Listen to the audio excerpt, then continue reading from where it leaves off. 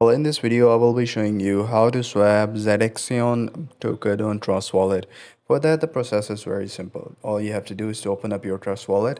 So before we get into the video, make sure that you hit the link in the description for the affiliation of the Trust Wallet.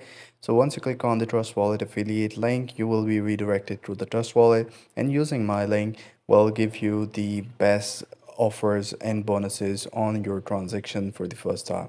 So that's how it goes.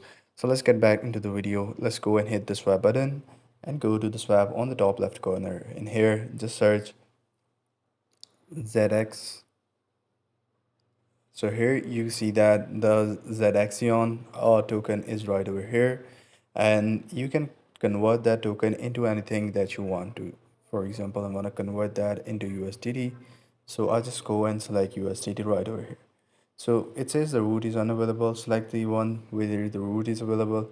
So just a second, let me search something else. So this is how you can actually do it if the route is available, but currently it is not. So if the route is available, you can simply transfer the token and swap the token into any form that you want to. I hope you find this video helpful. If you do, please consider subscribing to the channel. Take care. Bye bye.